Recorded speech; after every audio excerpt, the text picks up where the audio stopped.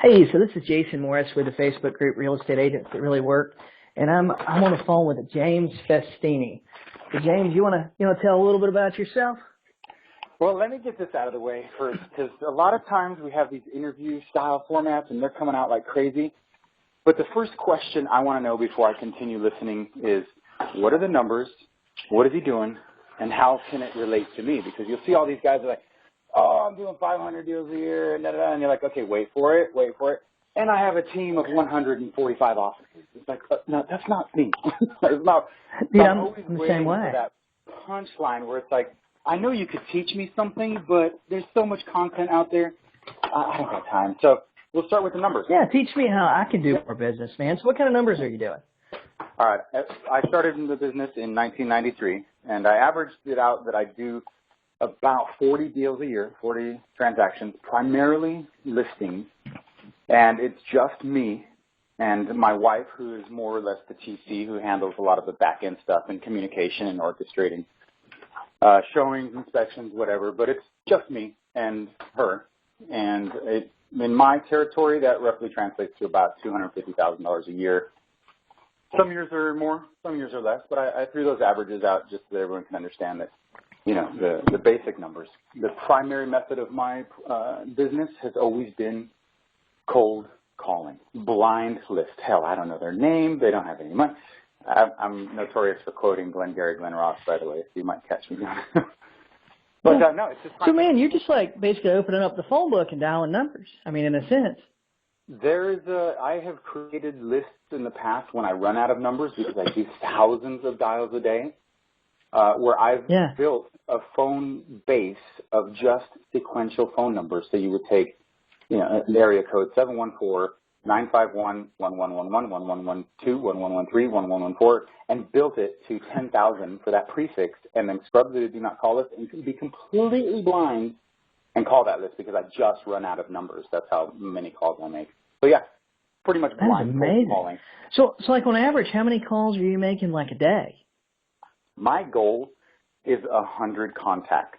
Like speak to people who can say yes, maybe, or no. So how many dials is that? It translates to about 1,000 to 1,500 dials.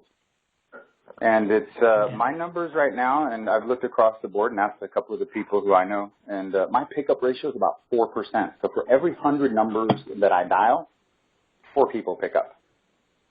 Wow. Which is insane. Yeah, that's insane. So to make those like 1,500 calls a day, how many hours a day are you on the phone? A minimum of 4. In some cases, you know, I'm 8.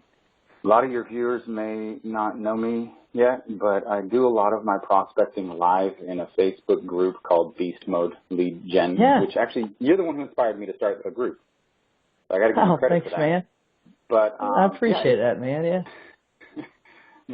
I sit there all day, and it'll probably be anywhere from 4. I've gotten on the phone many times, you know, even today that's from 9 a.m. and I won't get off till about 8 p.m. except for, you know, a meal or, you know, bathroom break. Wow, like bathroom breaks.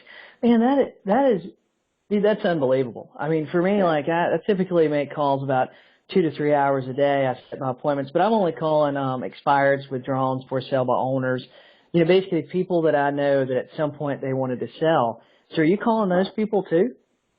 Yeah, the way it generally works is that if you're cold calling, my job is a huge amount of numbers. So what I'm doing is I'm trying to build a database of people who say maybe. So from the cold to the maybe, they're 2 different databases. Although I do use Mojo for the dialer, I have 2 instances of Mojo. So I will split my screen in half. I'll break apart a headset. So I'll have my left ear with one cell phone on my left-hand side, and then I glue the headset together and break off another headset and glue a right headphone and have a second phone, and I'll split the screen in the middle. So I have 2 Mojo accounts, which essentially means I'm dialing 3 people on one ear, 3 people on the other ear, and it will be in a cold database.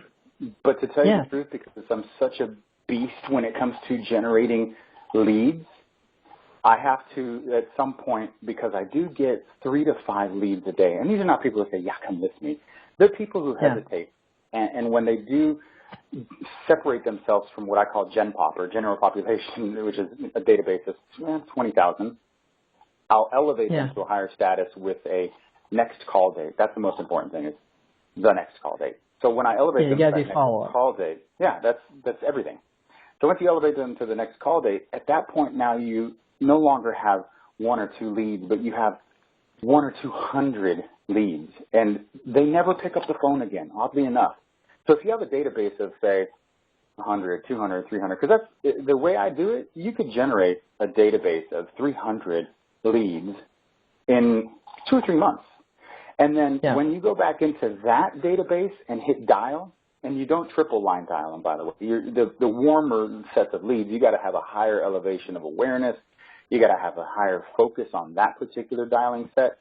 When you dial through that list over and over and over, it's not like you're dialing a massive 20,000 where you can achieve 100 contacts. You're literally spending an hour or 2 hours sitting with 0 conversations dialing through a database, where in some cases it might be your first attempt at a redial, or it could be, I'm not kidding, the 30th attempt at reaching that phone. And I saw you post something on Facebook this morning with Grant Cardone and his numbers for dial back. But one of the ones that was missing was, how many times do you actually have to redial? Because I've heard the gurus out there say, dial them 3 times and throw it out. It's like, really? Do you have an unlimited source of phone numbers? Then throw it out. But this isn't 1991. Maybe back when we paid for cell phone minutes, you know? You dial them 3 times and throw it away. Yeah, I mean, I've got people that I've dialed 3 times and didn't get to talk to them again, you know? I had one the other day where it was literally, my numbers are a moving target because I'm real time, calculating for 2016. I'm not stuck in the 80s like some of the gurus where they're like, talk to 30 people and you'll be busy. Forget it, man. I'll show you in real time, live, in front of a camera, the real numbers. And it's discouraging and inspiring at the same time. But I've had one where I dialed them, I kid you not, 34 times. And on the 34th attempt, I'm not talking about in one day. This is over a couple of weeks where you'll hit that list in the morning or you'll hit it at night, whenever you have a moment to dial it. And on the 34th attempt, he's like, I'm actually still selling. And let's talk. It wasn't like, who the hell are you? Why are you dialing me 35 times? It was as if it's a whole new world where they just can casually ignore you 35 times. Yeah, he was just at work or, doing stuff with his kids or whatever. So, man, to make that kind of calls, I mean, I'll tell you what, some days, I'll make calls for 3 or 4 hours, and then I'll go on a couple of appointments. I get home 6 o'clock, and I feel like I'm dead, I feel like I'm dying. I'm nodding off on the couch, watching TV at 7:30 at night. So, man, how do you build that stamina? How are you maintaining it? Well, first, how you build it, and how are you maintaining that stamina to make calls for 6 and 8 hours a day? One of my biggest secrets is having multiple screens, and in most cases when you see me on the Beast Mode Lead Gen group dialing, what you don't see is that I'm watching a marathon of Netflix or movies. I'm watching movies while I'm dialing and still paying attention to the calls. And here's the thing, is doing I get a lot of heat for the quickness of my script and the in and out. But I'm convinced that if anybody sat on the phone and dialed the same 1,000 contacts that I dial, I'm convinced that if you generate 10, I will generate 7, but I will get through them quicker. I believe that the words I use are still the same. It's not what I'm saying, it's what they're saying back to me. So I can do the multitasking and watch TV and be on autopilot doing, reading or reciting the script. You've done it so many times. You've internalized it. What I'm listening to is the difference between, are you interested? No. Or, no, nah, not right now. That's huge. Like red lights flash when they say no. And a lot of it is not psychic ability, but it's a very, very intuitive angle on the no. And when they say the no, there's one follow-up question. Do you think maybe later down the road, disassociating it from let's go now, but just hey, you think maybe later? Yeah, maybe. That's all I want. I don't want, because maybe is not a yes. That's all I need is, okay, maybe, great. Do you have any idea how much your house is worth? No, well, if you don't mind, I'd like to keep in touch, maybe give you some comparables. I can email you. And half the time I'll get an email address, and then I put them into a drip campaign that way. I'll call them back the next week. Hey, I talked to you last week. Did you get my letter? Great. When do you think you plan on? And then I go for a little deeper conversation, and each time I'm putting myself a little more information gathering so that when they do say, yeah, actually I am now. I mean, it could be a year. I'm getting, I'm getting listings from people that I've done this to 5 years ago, where it's just a touch, and then boom, they say, actually I am. Thanks for keeping in touch. Yeah, I've been getting your emails forever. Yeah, but a lot of times I will get the random phone call. Probably once a week I get a call that says, James, you've been keeping in touch with me. I'd like to sell my house. And boom, I know exactly. You know what? I get a lot of those too. Yep. Yeah. I get those same calls. You followed up with them 15 times, and yep. And they know who you are. They've already received an email from you. Maybe they received something in the mail. They've heard you on their answer machine 25 times, and they go, hey, Jason, come list my house. Exactly. And those are good. Those make you feel like you're doing the right thing. So man, this mindset that you have, I mean, you got to have a pretty tough mindset to be able to do this that many hours a day. And what do you do to help you maintain your mindset? Just really. Do you listen to anybody motivational or? Yeah, I've narrowed it down. I think that's one of the biggest takeaways someone from your group could get, and that is you have to limit yourself. And I'm saying this is so important. Limit yourself to 5 gurus. That's it. Here are my 5. Yes. The source, whatever you want to call it. You want to call it God, Allah, Buddha, Hare Krishna, whoever you want to call your source energy, the spiritual, the within. That's one. The next one, Grant Cardone, Gary Vaynerchuk, Tony Robbins. Me. Yeah. Seriously. I'm and James Festini. Because I listen to what I say, and a lot of times when I'm producing content, I do have a podcast on iTunes, and I do create a lot of content on the side, and it's not me shooting from the hip. It's me absorbing and learning, and I'm recycling knowledge and repurposing it as wisdom, and I share it on the internet. Yeah. Through audio, podcasts, and video, YouTube channel and all that. I've had that same thing. I remember being back in college, they talked about Ben Franklin and how, all these founding fathers kept journals and stuff. And since I started recording content and putting it out there on the internet, I think that's our modern day version of the way they journaled back then, in the exactly. 15, 16, 1700s. Sometimes, man, I'll listen back to something that I done a couple of months ago, or I listen back to some podcast I did with somebody else, and I go, I said that? Man, that is really smart. That's really smart. I should, I know I'm doing that, but I should work on that more, Exactly. It's more of a reminder. Yeah. Yeah. I mean, I feel like that today, those podcasts, I mean, that's just our version of, our generation and our society's version of actually journaling, man. So your 5 people that you're listening to. So you're a Grant Cardone fan, of course, you're a spiritual person, God, but then Grant Cardone and Gary Vaynerchuk, and then who is and then Tony Robbins. I'm a big Tony Robbins fan too. Yeah, I'm actually a fan of all those people. Yeah. I've learned too that. I've learned too, as long as I talk to if I hang around more, the average of the 5 people you hang around the most is kind of a big deal. If I'm hanging around and talking to people and, watching people and like you, William May's always positive too. There's a handful on Facebook. When I'm talking to you guys all the time, I feel more positive and I feel more hey, I'm ready to go out there and do more and all kind of stuff. So let me ask you, I got 2 more questions for you, man, and then we can wrap things up. But you also, on top of making all the calls you're doing, you just moved to a new market too, didn't you?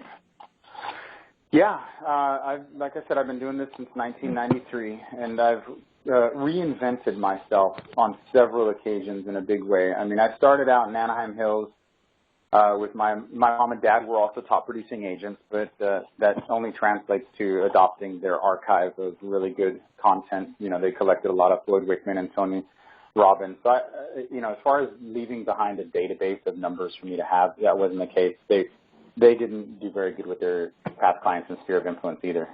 But they did leave me, the desire to continue learning. And then I moved out to Huntington Beach, then I moved to LA, and then I moved back to Anaheim, and then I moved over to Lake Elsinore. So I'm literally with real estate. If you're a cold calling machine, you have two different spheres besides the sphere of influence. You have your sphere of interest and you have your sphere of intense or immediate interest. And the difference between those two are the sphere of intense interest or immediate interest are going to be the territories that if anything pops on the radar, you're going to jump up. Either it's a for sale by owner, you knock on the door. It's the place where you hang your banner at the school, the high school, the events. It's a place where you invest your money if you're one of those people who buy bus benches. It's that immediate area that really what I call it is the limit of your door knocking, because I do door knock 100 doors a day too. When you do, it's a goal. I mean, sometimes it varies if it's too hot. But if you go out and say, this is the limit of how many doors I can knock within 6 months, that's usually the limitation of how far you're willing to go. But when you're cold calling, you would run out of phone numbers in one afternoon. If you tried to say, here's my circle prospecting. When people say that, I just laugh because it's like, really? I circle prospect for breakfast, and then what? I got to keep eating. I'm the beast, so I got to keep going. And when you cold call, you have to go into a broader territory, which usually is generally maybe 30 minutes max in one direction. And that is where you got to call, because if you do enough calls, if you don't do enough calls, then keep your geographical territory of where you're dialing into. Because what's going to happen is you're going to pick up the phone, call, and you're going to say, I want every expired in Southern California. And then you're going to get a lead. And what's going to happen is you're going to say, oh, man, I don't even know that neighborhood. I don't know. And all of a sudden, even at my level, confidence will deteriorate because you're like, I've never been on the street. I have no idea who they are. It's just an association. Never heard of the community. Nothing. And so on the off chance that you will land the listing or you will land the appointment, you're going to drive an hour, in one direction, and you're going to get there, and the homeowner's going to call you halfway there and say, hey, we got to reschedule. And they're like, really? And then you're back. Or you get there, and they're not there. Or you get there, and they say, okay, I'm interviewing other agents. Where's your market? And you're like, honestly, I've never been here in my life. But, there's so many holes you can get punched through your confidence that it's just not worth expanding your brain power and your, time. All you have is time and space in this industry, and they both work together so seamless that the time you exhaust in traveling through space is huge when it comes to prospecting. God forbid you get the listing, and then you drive home, and then someone calls you and goes, yeah, I'm interested in looking at it. You're like, oh, crap, I was just about to pick up the phone. And you got to turn around and drive right back. You got it all the way an hour. You get there, and they go, okay, great, thank you very much. I'm going to call my agent. You're like, what? Oh, man, I forgot to ask it, Dad. God. And then you're like, drive all the way back to the you know what I mean? Or the key gets stuck in the lockbox, and like, oh, I got to go back, and it will assassinate your time. So you've got to limit yourself to how far you'll go. But was there a question? Well, I know that you're. I went down a rabbit hole. No, it's all good, man. It's all good stuff. Man, so I know that like a lot of the people that are watching you, and I have the same thing in my group, real estate agents that really work. A lot of the people that are watching me and you they're pretty new agents, or they're agents that got in the business and they're tired of what they've been trying to make work and doesn't. So for one of these agents that what they're doing is not working, or they're brand new in the business, what kind of advice would you give them? Gosh, unsubscribe. Yeah, what should they do to get started? Unsubscribe. Don't subscribe. Unsubscribe. Whatever that pamphlet is at the front desk that says, see this seminar, go to this webinar, walk away. Don't put your name. Do not show up to the event. I'm not kidding, man. This is it's almost a cancer in our society right now as real estate agents that we have the top 5 gurus, or whatever you want to call them, that either haven't sold real estate since Nixon or Carter was in office. And we can't even validate that, some of those numbers because they don't exist. So they can go out and say they sold whatever and never be validated by hard data. Or you have there's a lot of real estate agents. There's also a curse in the industry is that, and I've been victim to it, and I'm sure you have too, where you get into the industry, you hit up a few webinars, seminars, and all of a sudden you get this like bug where it's like, wow, I'm inspired. I want to speak. I'd love to teach. And now it's even worse because back in the day, all you had to do was stand up at the next office meeting and shoot your mouth off, and people might think you're smart. But nowadays, if you got any half a brain and a personality and a smartphone camera, you can get a YouTube channel and go out there and, you know, spew your false wisdom on other people and say, here's what I'm doing, when the truth is it's not. Those numbers aren't truly there, and you're subscribed to it thinking, wow, it sounds smart because you're being conned by the modern-day snake oil salesman who's saying, buy my product. Yeah, there's fake training. There's a lot of fake training. That's why I say unsubscribe. And I'm telling you, start with the top 3, top 4. Don't do it. Just don't do it. Just don't do it. You know, I feel like we have buzzwords. Yeah, you know, we have all these buzzwords in our industry right now. One of the ones that I mean, I could be completely wrong just because I don't think is right. You know, somebody out there's got to be doing some business, but like for me, I just don't understand Instagram for real estate. I get Facebook, man. I get Facebook and building your business page and an audience and Facebook ads. I'm kind of into that. I have one of the largest individual agent Facebook pages I think that's on Facebook. But yeah. I get like 65,000 likes. But yeah, there's so much this training It's a can of worms with social media, and I know there's a couple of gurus out there who are boasting, you know, do this, do that on social media. I'm very heavy into social media. You know, I do the Snapchat. That's my flavor of the month, you know, right now is Snapchat and a little bit of Instagram stories. But, yeah, the best one I've had is Facebook, and it's not even like a Facebook James Festini realtor page. It's just Facebook who I am and being my personality, and then once in a while connecting past clients or sphere of influence who kind of know me, you know, but they have to also understand that, you know, I'm not robotic, so I know, you know, I like to party, and I think people get into that personality, but don't go. Yeah, they get that little peek inside of James Festini's life. I've seen you with the hoverboard there last night, and I was like, man, I mean, I watched the video, I thought it was funny, dude. It's kind of interesting, man.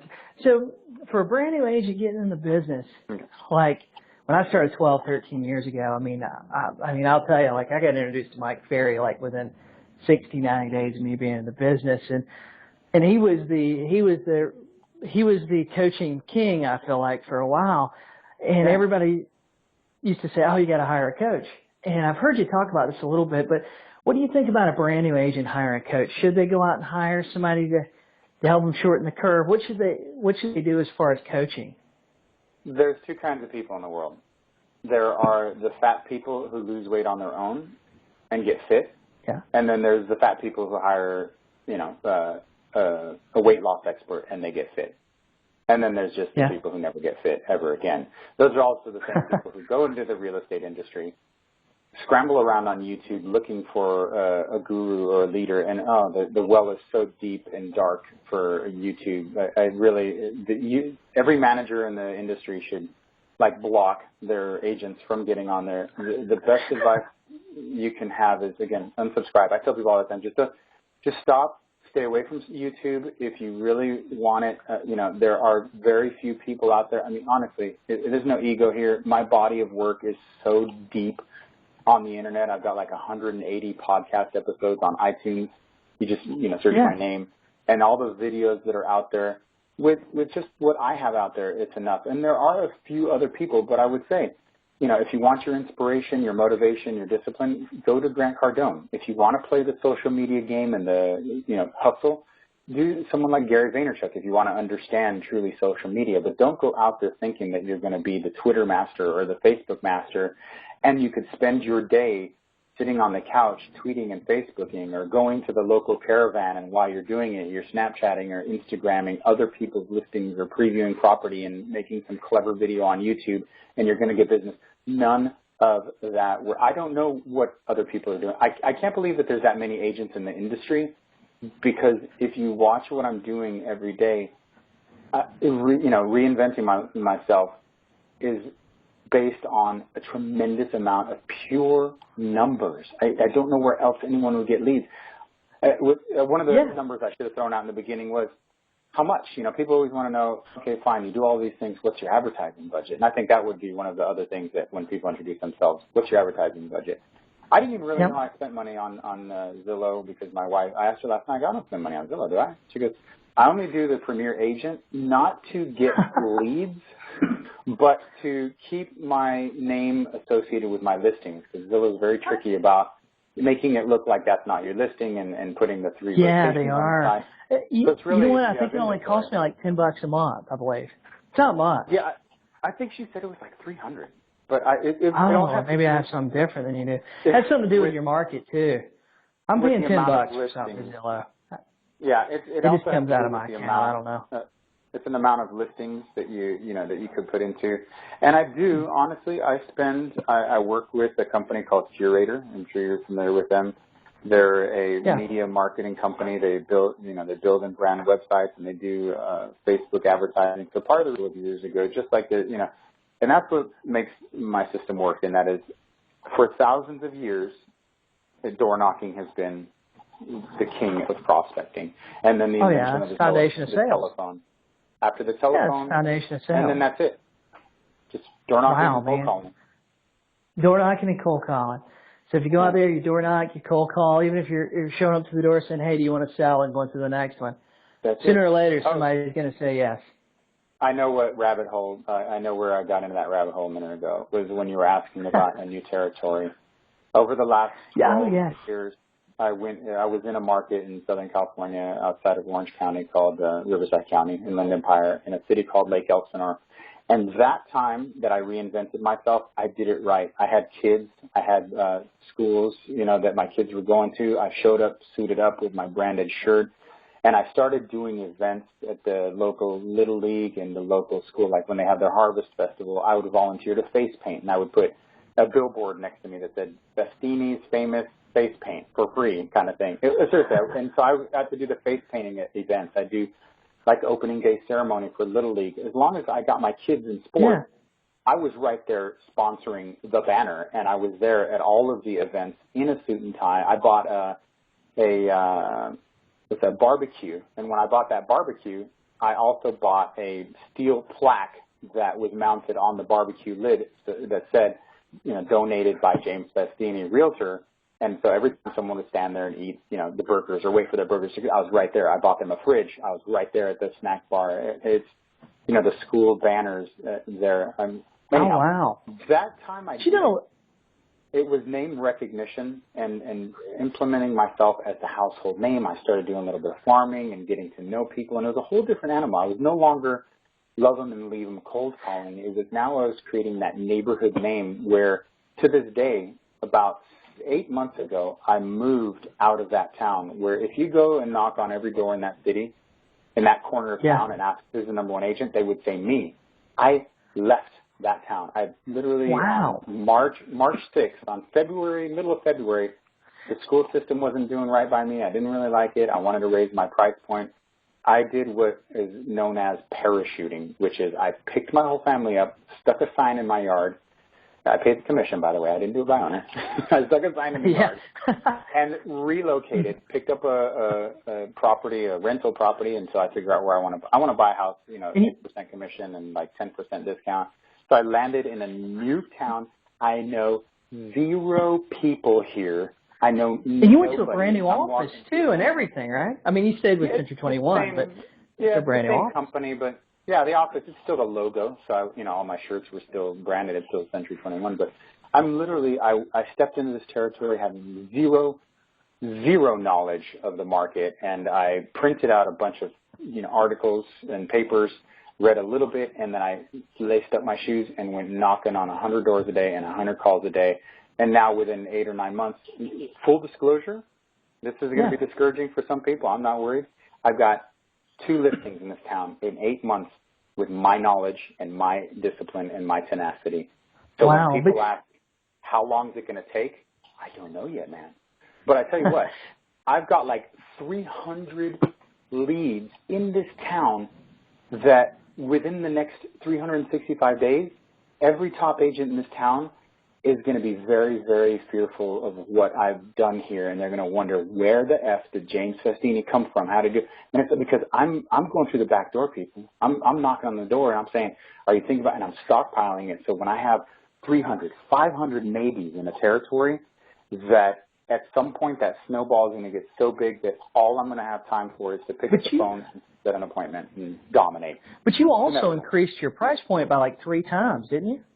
Absolutely. Like you went from like 300,000 to like 900,000. Absolutely. So the paycheck's going to be bigger. The competition is much bigger. I'm not worried about them. They're not. There's no way they're door knocking and cold calling. So yeah, I'm not worried about that. That's something I've learned too. The competition isn't nearly as much as what everybody thinks there is. Not people talk about, oh, everybody calls in my market. No, they don't. Maybe 5% of your market calls, and that's a lot probably. But and then half James, of that I'll tell you what. The second time. That's right, man. I'll tell you what, man. We're at about the 30-minute mark here. I'll tell you, is there anything else you want to say? How can people get in touch with you? Like if they want to refer somebody to you, they want to watch some of these live videos. Tell us how we can get in touch with you. Whatever method you use and like the most, just search my last name, Festini, F as in Frank, E, S as in Sam, T-I-N-I. So if you're into Snapchat, find me there. If you're into Instagram, find me there, YouTube, Facebook. I mean, seriously, everywhere. On my Beast Mode lead gen prospecting, just go to Facebook in the search bar and type Beast Mode lead gen and request to be invited. It's invite only in that room, but I let anyone in there who wants to be a part of it. But be prepared for zero entertainment value. You know, I'm not going to sit there and look it up for. It's literally going to be you coming in there at 9:30 going, what's he doing? Oh, my God, is that his script? Okay, I got to go. And then you're going to come back at 4 o'clock going, is this a loop? Is this for real? Is this guy still there? I've done that before, actually. Yeah. I was like, man, he's got to have this thing looped or something. He's not making these many calls. And then after I talked to you, I was like, oh, man, he actually is. But James, really, I appreciate you doing this interview, man. A lot of these questions were questions that I had people actually asking me about you. So I said, oh, man, let's do this call with James and get them answered. But I really appreciate it, man, and I hope you have a great day. Yeah, no problem. Thanks, man. Sorry it took you so long, but there's too much in me to not keep going. Hey, no problem, man. I understand. You have a great day.